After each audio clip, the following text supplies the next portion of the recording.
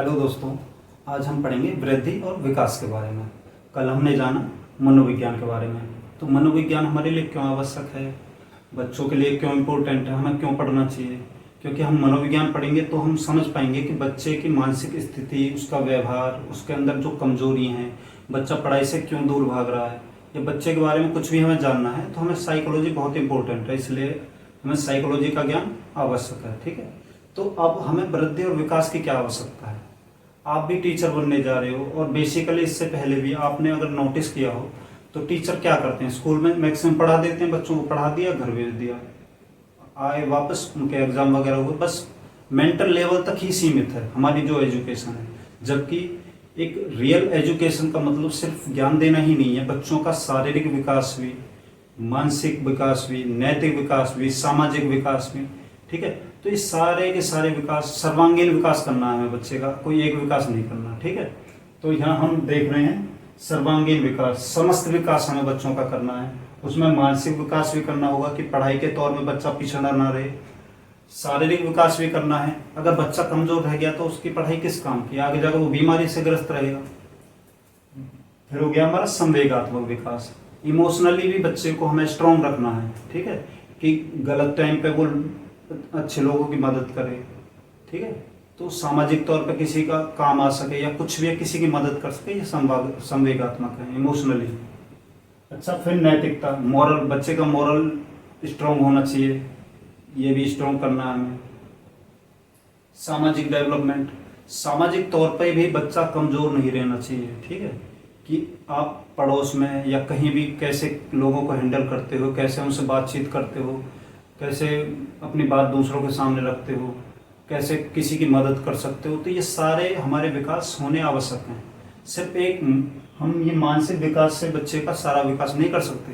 ठीक है, तो पहले तो हम ये जानेंगे कि वृद्धि और विकास क्या एक चीज है, नहीं, दोनों में बहुत फर्क है। वृद्धि, अगर मेरी हाइट बढ़ रही है या वेट बढ़ रहा है, सिर्फ इतना ही उसका लॉजिक है, इतना ही कॉन्सेप्ट है सिर्फ वृद्धि का।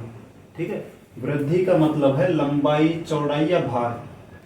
ठीक है, शारीरिक परिवर्तन जो आप देखेंगे, लंबाई, चौड़ाई या भार में जो परिवर्तन हो रहे हैं वो वहां तक सीमित है, सिर्फ वृद्धि। ठीक है, जबकि इसके कंपैरिजन में अगर हम विकास देखें तो वो सर्वांगीण विकास करते, सर्वांगीण परिवर्तन होता है उसमें। सर्वांगीण में मैंने 5 चीज आपको बताई हैं, मानसिक भी, शारीरिक भी, संवेगात्मक भी, नैतिकता भी और सामाजिक भी। तो हमें बच्चों के ये 5 कॉन्सेप्ट क्लियर करने हैं।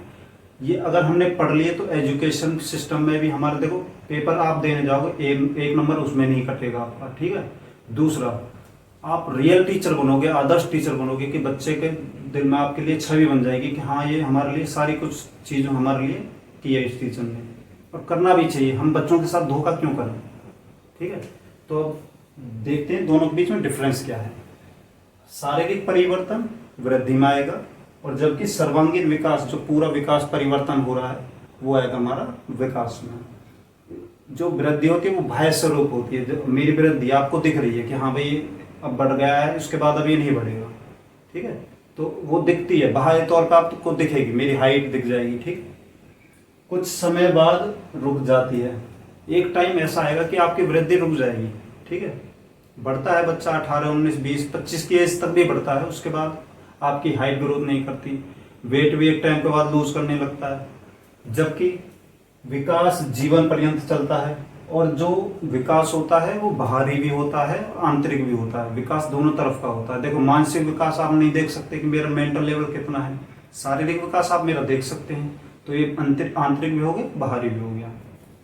ठीक है, तो ये कुछ समय के बाद रुक जाती है वृद्धि, और विकास पूरे लाइफ टाइम आपका चलता रहेगा, जब तक आप मरेंगे जब तक आपका विकास होता रहेगा। तो अगर देखा जाए तो इसका बहुत छोटा स्वरूप है विकास के आगे, कोई निश्चित क्रम नहीं होता, वृद्धि का कोई निश्चित क्रम नहीं होता। आज 1 किलो वेट बढ़ा, कल नहीं बढ़ा। ठीक है, तो पर विकास का एक निश्चित क्रम है। आज बच्चा छोटा है, उसके बाद थोड़ा बड़ा हुआ, उसके बाद थोड़ा बड़ा हुआ, आज उसका मेंटल लेवल कुछ और है, कल कुछ और होगा, अगले दिन कुछ और होगा, तो उसके अंदर मैच्योरिटी आती जाएगी, परिपक्वता आती जाएगी, वो दिन पे दिन उसमें और कॉन्फिडेंस लेवल बढ़ेगा, और वो पहले की अपेक्षा परिपक्व हो जाएगा। ठीक है, यहाँ पे परिपक्वता की मैंने डेफिनेशन दी है, मैचुरेशन, मॉडिफाइड बिहेवियर, हमारे बिहेवियर में, हमारे व्यवहार में मॉडिफिकेशन हो जाएगा, मतलब सुधार होगा। साथ ही साथ इंटेलिजेंस में, हमारी बुद्धि में सुधार होगा। उसके साथ हमारा फिजिकल स्ट्रक्चर भी चेंज होगा। पहले हम नाजुक रहेंगे, उसके बाद स्ट्रांग होते चले जाएंगे। तो ये हमारा मैच्योरेशन है, परिपक्वता। ये भी पूछ ली जाती है कि इसका डेफिनेशन क्या है, तो ये हो गया, ठीक है। तो बच्चा परिपक्व हो जाता है हमारा विकास में। तो इसका कोई निश्चित क्रम नहीं है, कोई निश्चित क्रम नहीं है, इसका निश्चित क्रम है, ठीक है। लक्ष्य नहीं होता, वृद्धि का कोई लक्ष्य नहीं है कि कितनी हाइट बढ़ के रहेगी, कोई पता नहीं है, ठीक है। 6 फीट हो जाए, 5 फीट का रह जाए, 4 फीट का ही रह जाए, कोई भी उसका ये लक्ष्य नहीं है, ठीक है। जबकि इसके लक्ष्य निर्धारित होते हैं कि बच्चा आज पढ़ रहा है तो ये भाई आगे आने वाले टाइम में डॉक्टर बनेगा, ये ऐसे पढ़ रहा है तो इंजीनियर बनेगा। कोई ना कोई लक्ष्य उसका होता है कि कल साइकोलॉजिस्ट बनेगा या कुछ भी बनेगा, उसका लक्ष्य आधारित होता है। सीधे मापा जा सकता है, भाई हाइट है मेरी, नाप लोगे आप, वेट नाप लोगे, भार नाप, कुछ भी है, वेट भार एक हो गया, तो आप नाप सकते हैं, वृद्धि को आप नाप सकते हैं। जबकि विकास को आप माप नहीं सकते, ठीक है। आंतरिक जो भी विकास हमारे कैसे माप लोगे आप, उनका मापन नहीं हो सकता। तो अब ये चीजें हमारे लिए देखो जाननी बहुत जरूरी है। विकास के जो सिद्धांत हैं ये हमारे लिए बहुत इंपॉर्टेंट है, पेपर में बहुत पूछे जाते हैं कि विकास के जितने सिद्धांत हैं, ये सारे सिद्धांत आते हैं, इनको पढ़ाई के पर्पज से भी सीखिए ऊपर से, और ये बच्चों के लिए भी इम्पोर्टेंट है। विकास का क्रम क्या होता है? विकास, बच्चा जब माँ के पेट में आ जाता है तब से लेके और मरने तक, ठीक है, बूढ़ा होने तक आदमी का विकास चलता रहता है। तो ये हो गया विकास का क्रम। ये क्वेश्चन पूछते जाते हैं कि विकास का क्रम विकास के अंदर आता है नहीं आता, ऐसे 3-4 लाइन दे देंगे और में से बोलेंगे इनमें से कौन सा विकास में नहीं आता, ठीक है। तो ये आप सारे देखने पड़ेंगे आपको। परस्पर संबंध, भाई विकास, ये 5 विकास है हमारे पास, ठीक है। इनमें से मान के चलो मेरा मानसिक विकास खराब हो गया, ऑटोमेटिकली शारीरिक भी खराब होगा, संवेगात्मक भी खराब होगा, नैतिक भी खराब होगा, सामाजिक खराब होगा।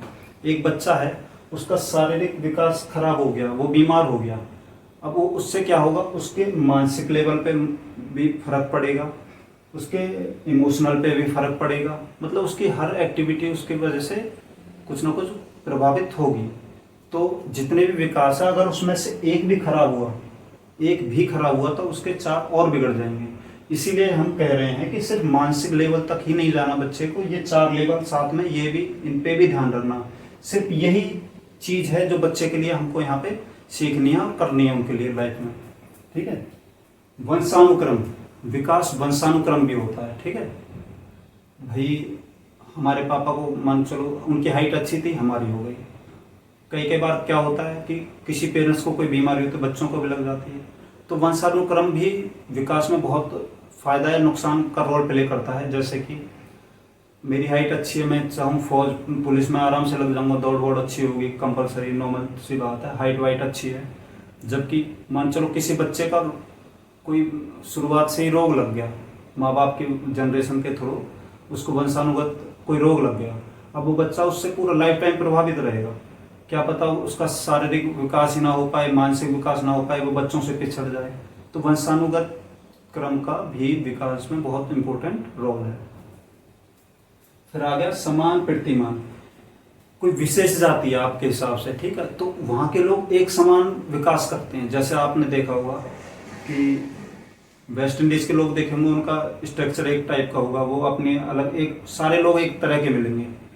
इंग्लैंड के लोग देख लो आप, उनका स्ट्रक्चर अपना अलग तरह का मिलेगा। इंडियन को देख लो, उनका अलग तरह का मिलेगा। नेपाल के देख लो, उनका अलग मिलेगा। तो जहाँ पे एक जाति हो गई, वहां के एक समान विकास होता है, लोगों का एक तरह से विकास होता है, ठीक है।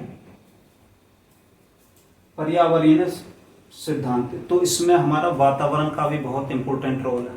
भाई जैसा हम बच्चों को माहौल देंगे, वातावरण देंगे, बच्चा वैसे ही डेवलप होगा।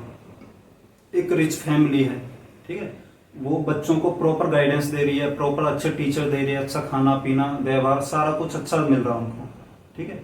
एक बच्चा ऐसा बेचारा गरीब है, खाने को रोटी नहीं मिल रही ढंग से, घर में उसके गुजारा नहीं हो पा रहा है, तो उस बच्चे के और दोनों रिच वाले, दोनों में बहुत डिफरेंस पाया जाएगा। उन दोनों के जो मानसिक शारीरिक जितने भी सर्वांगीण विकास होंगे, दोनों में बहुत फर्क होगा, ठीक है। तो वातावरण हमको कम से कम बच्चों का अच्छा देना चाहिए। विकास की दिशा, विकास की दिशा देखो, बच्चा पैदा होता है सिर से लेके पैर तक, एक तो ये दिशा होती है, एक होती है हमारे आंतरिक से बाहर की तरफ। ठीक है, इसके बारे में पढ़ेंगे, ये भी बहुत इंपॉर्टेंट क्वेश्चन पूछा जाता है कि विकास की दिशा कौन सी है, सिर से पैर तक और अंदर से बाहर की तरफ, ये ऐसे कॉन्सेप्ट पूछे जाते हैं। निरंतरता का सिद्धांत, विकास निरंतर चलता रहता है। मैंने बोला आपको कि बच्चा पैदा होगा तब से बुढ़ापे तक वो विकास करता रहता है। ठीक है, तो पर एक इसमें ये चीज है कि ये भी पूछ सकते हैं कि वो उसकी जो गति है हमेशा एक सी होती है, नहीं होती। ठीक है, कभी तो विकास तीव्र गति से चलता है, कभी स्लो हो जाता है। ठीक है, तो गति हमेशा समान नहीं होती। व्यक्तिगत भिन्नताएं, देखो हर बच्चे की, हर लोग, मतलब कोई भी लोग है, किसी की भी जो व्यक्तिगत भिन्नता है वो सेम नहीं होती। ठीक है, किसी की इंटेलिजेंस कितनी ज़्यादा हो सकती है, किसी का कम हो सकती है, किसी का मोटिवेशन लेवल ज़्यादा हो सकता है, किसी का कम हो सकता है। तो हर किसी लोगों की जो व्यक्तिगत भिन्नता समान नहीं होती, अलग अलग होती है। ये क्वेश्चन में आते हैं, जो व्यक्तिगत भिन्नताएं होती है वो एक होती है नहीं, व्यक्तिगत भिन्नता हमेशा अलग अलग होंगी। आपके घर में 4 लोग हैं, चारों लोगों का मेंटल लेवल अलग होगा, फिजिकल लेवल अलग होगा। तो कहने का मतलब ये है कि व्यक्तिगत भिन्नता हमारे पास पाई जाती है विकास के अंदर, ये भी एक पॉइंट है। तो ये सारे कॉन्सेप्ट पेपर में आते हैं, ये विकास के सिद्धांत आते हैं, इनको आप एक बार जरूर दोबारा से देख लेना, उसके बाद जरूरत नहीं पड़ेगी इनकी। अच्छा, ये हमने सर्वांगीण विकास पढ़ लिया, परिपक्वता के बारे में जान लिया। अब विकास की दशाओं के बारे में जानेंगे, ये क्वेश्चन बनते हैं। यहाँ मैं लिखना भूल गया, ये जो विकास की दिशाएं दी हैं, ये दी हैं कुप्पुस्वामी ने।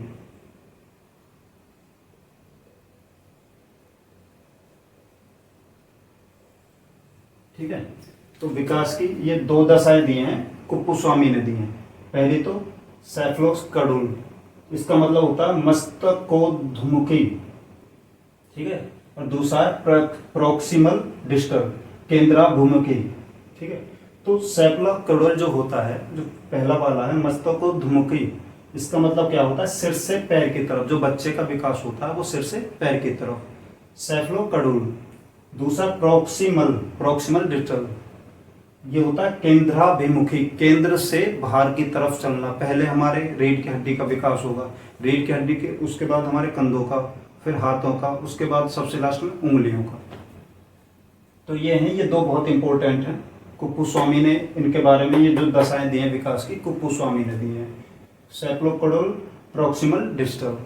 अब फिजिकल डेवलपमेंट, शारीरिक विकास, ये भी जान लेते हैं जब विकास की बात चली रही है। तो मोटर स्किल बोलते हैं, जो हम एक्टिविटी करते हैं छोटी से बड़ी तक, जो भी हमारी मसल्स काम करते हैं उनको मोटर स्किल्स बोलते हैं। तो मोटर स्किल्स भी 2 तरह की होती हैं, एक तो फाइन मोटर स्किल्स होती हैं, दूसरी ग्रॉस मोटर स्किल्स होती हैं। ठीक है, तो मोटर स्किल्स के अंदर हम छोटी से बड़ी तक एक्टिविटी कर सकते हैं अपनी मसल्स पे। तो फाइन मोटर स्किल्स क्या हुए, मसल्स का कम प्रयोग, बहुत कम प्रयोग होता है, जब मसल्स का हम हल्का प्रयोग करते हैं उसे बोलते हैं फाइन मोटर स्किल्स। जैसे कि रोना, खाना, राइटिंग, कलरिंग, तो इनमें कोई ज़्यादा हमको मसल्स का ज़्यादा यूज नहीं करना पड़ा, बहुत आराम से ये काम होते हैं। जबकि ग्रॉस मोटर स्किल्स में मसल्स का ज़्यादा प्रयोग करना पड़ता है, जैसे दौड़ना। ठीक है, आपने रनिंग करी तो सांस फूल जाता है लोगों का, उसमें मेहनत लगती है, थोड़ी ज़्यादा मसल्स ज़्यादा को काम करती हैं। वजन उठाया, उसमें थोड़ा वजन में जान ज़्यादा लगानी पड़ती है। तो ये विकास के बारे में आपने जान लिया, इसका बेसिक है ये। कल हम विकास की अवस्थाओं के बारे में पढ़ेंगे। ठीक है, उसमें से बहुत सारे क्वेश्चन बनते हैं, बट ये बेस क्लियर होना बहुत जरूरी है। ये सारी लाइनें ऐसी हैं कि इनमें से कहीं से भी एग्जामिनर आपसे कोई भी क्वेश्चन पूछ सकता है। अगर आपने पूरी वीडियो देख ली, नंबर आपका नहीं कटेगा। ठीक है, और ये वीडियो आप एक बार देख लेना, दोबारा आपको देखने की जरूरत नहीं है। पेपर में, किसी भी पेपर में एक बार ये देख लिया, आपका काम हो गया। तो भाई वीडियो को आप देखना, लाइक करना, शेयर करना। Thank you.